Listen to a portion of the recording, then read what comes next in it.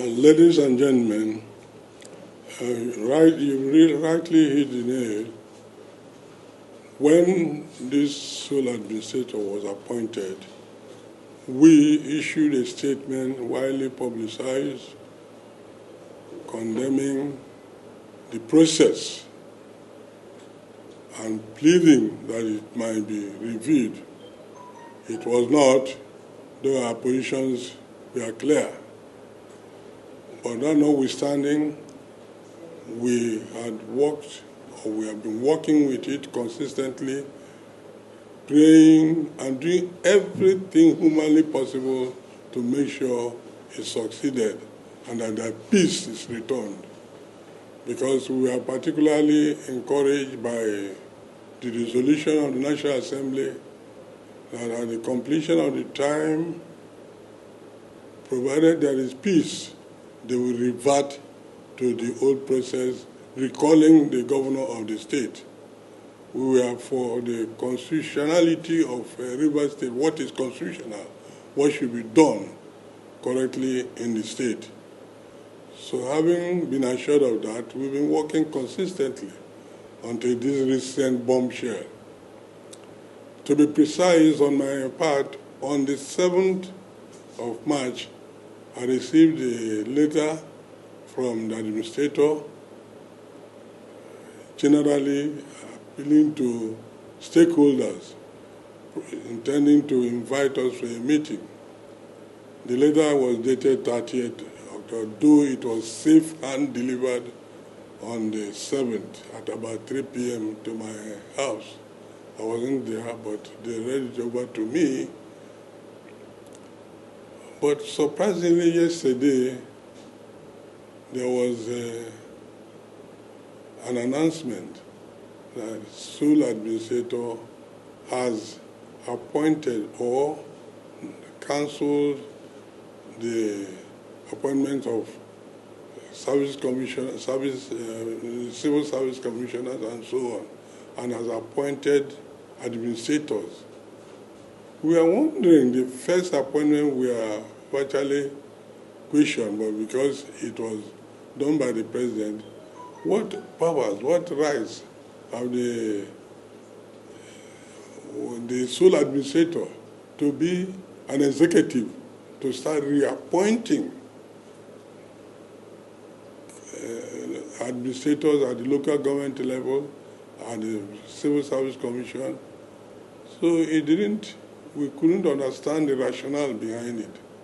But then things began to unfold.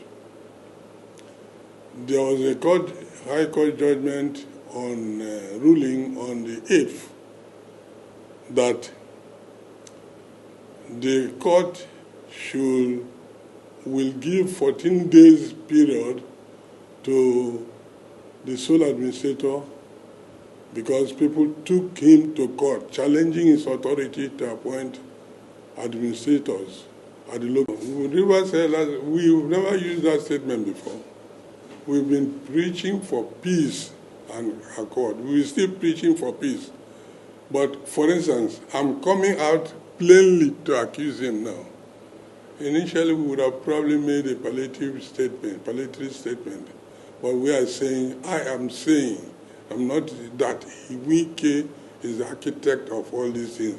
He has watched. Mr. President has traveled and is not back.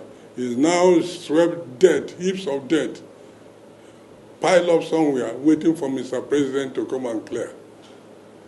Him and all those that they are alleged are supporting him, whether in the presidency or in the National Assembly, the Senate, or the House of Rep.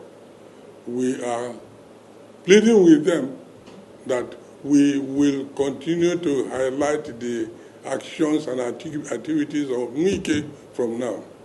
He should not continue to precipitate crisis. He knew probably the military administrator had invited some people for peaceful resolution discussions.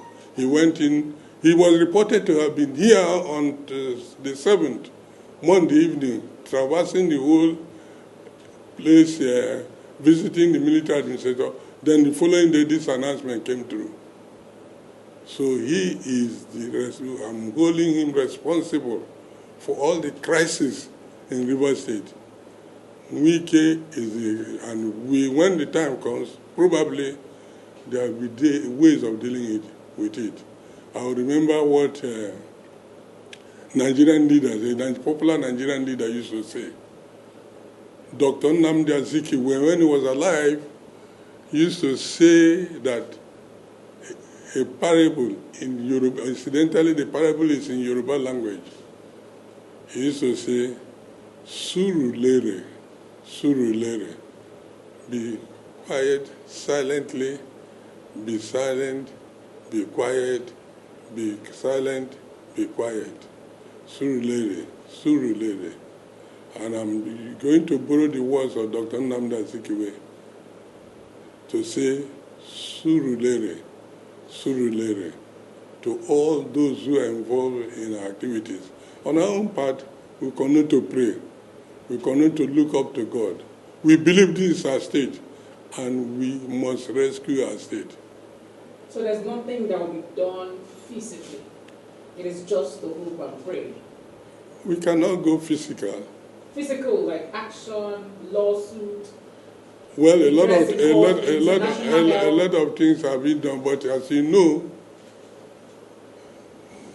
the justices, some of them, few of them, have laid their robes as on the ground as stepping stones for some politicians.